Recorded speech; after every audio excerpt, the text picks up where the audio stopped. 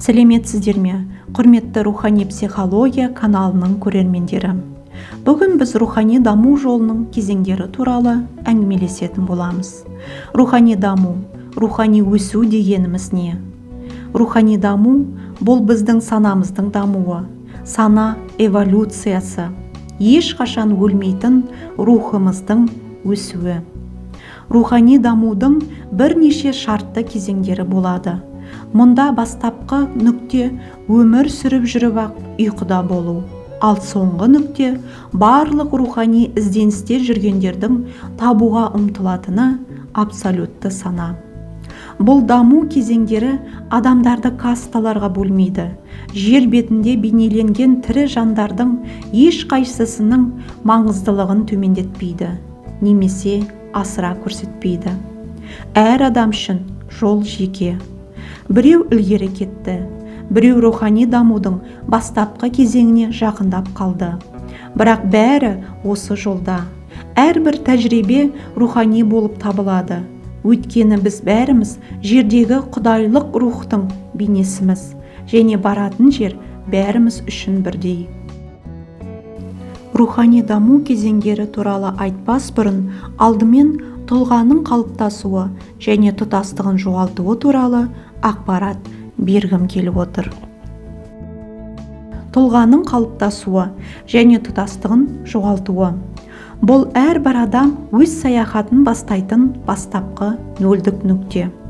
Балалық шақта біз әлемді сөзсіз қабылдауға ашықпыз, және әлі әлеуметтік нормалар, ережелермен шектелген жоқпыз. Бала үшін уақыт жоқ, ол мәңгілікте, осында және қазір өмір сүреді. Болашақтан қорықпай, өткенге өкінбейді. Бала бүтін, оның ішінде ішкі қайшылықтары жоқ. Дегенмен бұл кезеңде әлем туралы білімі іс жүзінде нөлге тең. Ал біз қаласақ та, қаламасақ та санамызды қоршаған әлем туралы ақпаратпен толтыру үшін ойлау мен танымның белгілі бір ережелерін қабылдауымыз керек. Осы сәттен бастап қоршаған орта мақұлдайтындай әрекетке немесе реакцияға үйрене бастаймыз. Ұжымдық тәжірибе негізінде адам бойына жақсылық пен жамандық, дұрыс пен бұрыс деген ұғымдар орнығады.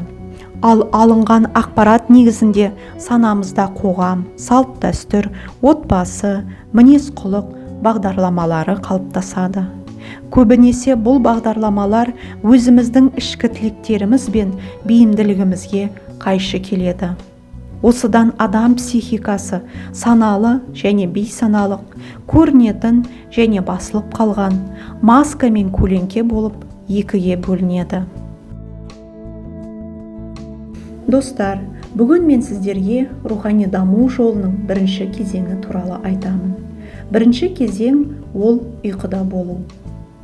Адам толыққанды әлеуметтік тұлғаға айналған кезде әдетте ол өзінің тұтастығын жоғалтады.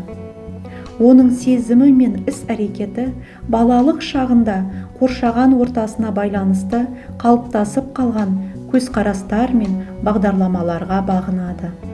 Сонымен бірге тұлғаның ішкі қайшылықтары, басылып қалған тілектері мен бейімділігінің бөліктері мезгіл-мезгіл өзін басқара алмайтындай эмоционалдық реакциялар, жағымсыз ішкі күйлер және бейсаналық әрекеттер түрінде жүреді.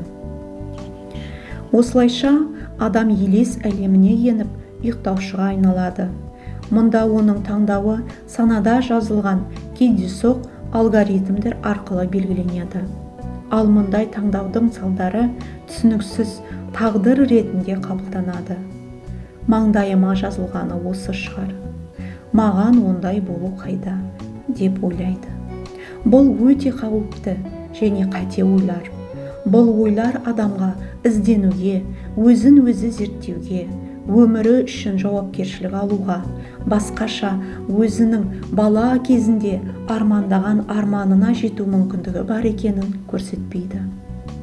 Ал адам өзіне ұнамаған ішкі жан дүниесін, ішкі тілектерін, бұл ішкі дауыс бекерден бекер оны мазалап жатпағанын ести алса, және де соған қарай бет бұрса, адам рухани даму жолының екінші кезеңіне өтеді. Достар, ал сіз бала кезіңізде кім болғыңыз келді? Ойланып көріңізші. Осы тақырыптың жалғасын келесі видеолардан таба аласыз. Ссылкасын осы видеоның описаниесіне саламын. Құрметті көрермен, менің каналыма тіркеліңіздер. Жаңа видео шыққанын біліп отыру үшін колокольчикті басыңыз. Сұрақтарыңыз бен пікіріңіз болса, комментарийге жазыңыз. Ал мен сізді келесі видеоларда күтемін. Кездескенше сау, саламатта болыңыз.